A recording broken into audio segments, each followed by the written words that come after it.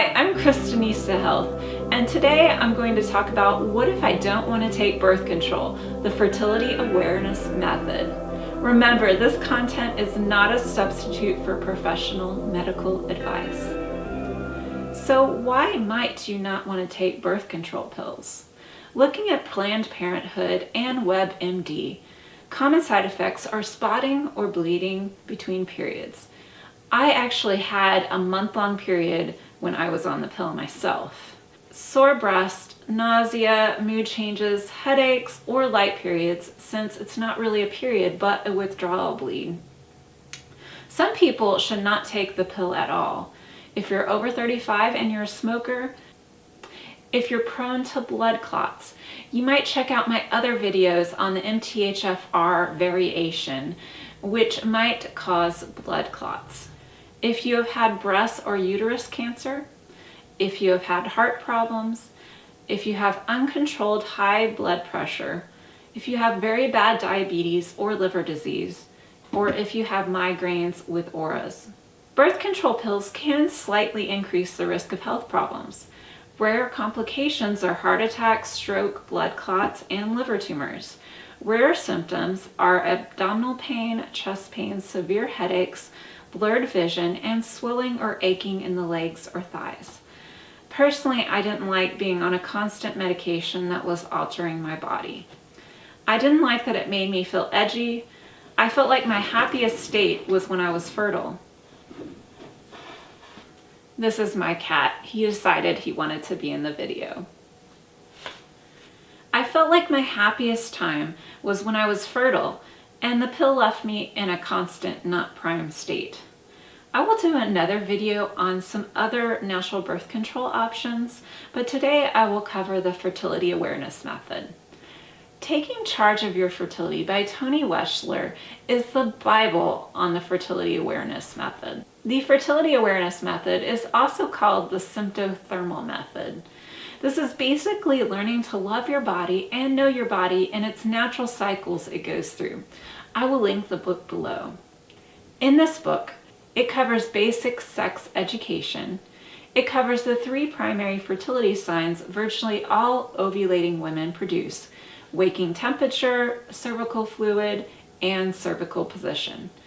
She goes over the basics of charting your cycle, what can affect your temperature fertility-wise and otherwise. She goes over semi-fertile, fertile, and not fertile cervical fluid, and how do you check it? She goes over an optional sign of the cervical position in different parts of your cycle, and also how you check it. She goes over secondary fertility signs. She goes over the rules of charting your temperature, such as drawing a cover line, identifying your peak day. She also goes over how to use the method for natural birth control or for pregnancy achievement. To do this method, at a minimum, you only need a cheap basal thermometer. I will link one below. Now, according to ACOG, this method is 76 to 88% effective. Because it is not 100%, there is some risk of pregnancy you need to be aware of. Now, it can still be a little scary to be completely on your own. What if you want more help? There is the Association of Fertility Awareness Professionals, or AFAP.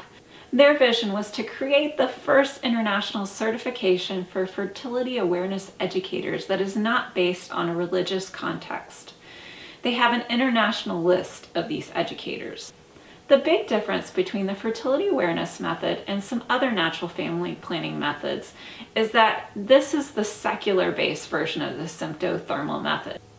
In other words, there is not necessarily a faith element to it. In practicality, it means instead of avoiding sex if you are fertile, perhaps you are open to other forms of contraception during the fertile phase. There is also the Couple to Couple League.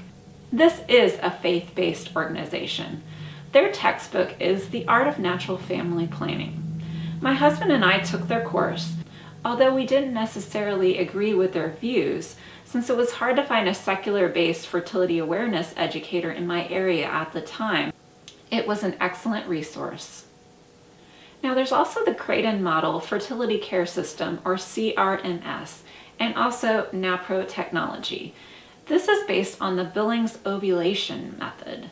It relies on fertility symptoms such as cervical fluid quality and does not take temperature into account. Now, because it does not take temperature into account, it may perhaps be less accurate. NaPro's practitioners who have a knowledge of your fertility cycle can be helpful in regards to hormone issues or achieving pregnancy. For instance, during the time I was avoiding pregnancy, I saw a NaPro practitioner for some health issues I thought might be related to hormonal imbalance. The practitioner, after discovering that I was slightly low on estrogen and progesterone, chose HCG injections for me. He had a relationship with a local compounding pharmacy, and I was able to try out this method. I eventually found the LadyComp Fertility Monitor in conjunction with the Fertility Friend app, which made the Fertility Awareness Method much easier for me. I like how with the LadyComp, it does all of the temperature calculations for you. It also retains a history of your temperature, so you can just wake up, take your temperature, and forget about it. However, I found reading Taking Charge of Your Fertility, the couple-to-couple lead class I took, and charting manually taught me to understand my cycle instead of leaving my pregnancy fate blindly up to a computer. In summary, there is the aspect of self-control and discipline required for the Fertility Awareness Method. There is perhaps more risk of pregnancy than with the birth control pill. However, if the pill was a problem for you, you have risks that preclude you from using it, or if you simply want to avoid synthetic hormones, these methods might be for you. Have you tried the Fertility Awareness Method? If so, what was your experience? If you like this content, please subscribe and please like this video.